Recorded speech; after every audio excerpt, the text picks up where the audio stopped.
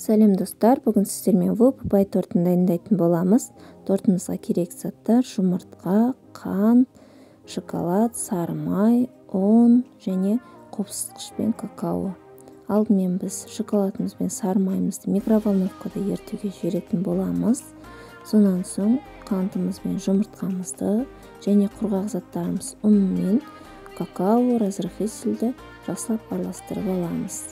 Ал енді қантымыз бен жұмыртқамызды жақсылап араластырамыз. Көпіріп, аппақ түске енгенше араластыратын боламыз.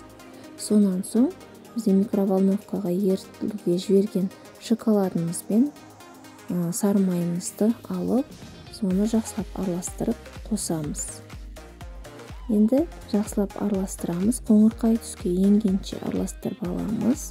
Сонан соң ұнымызды ситадан өткізіп, массамызға қосамыз.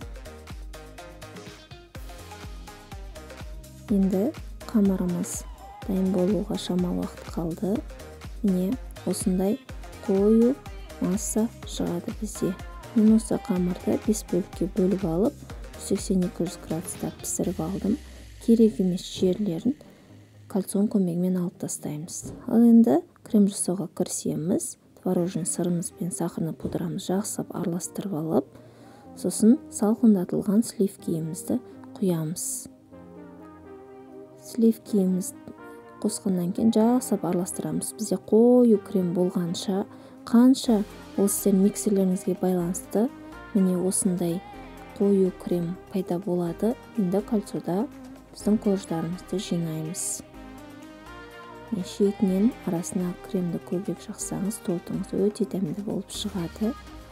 Міне соңғы кремімізді қойып, қалған кремдеріміз бетіне, жан-жағына жағып, біз тоңазытқышқа бір түнге жіберетін боламыз. Сонан кейін обтяжкаға крем дайындап, менде осындай көк крем шықты, осылай қаптап шықты. Менің каналыма жазылып, қоңыраушаны басып қоюды ұмытпаңыздар.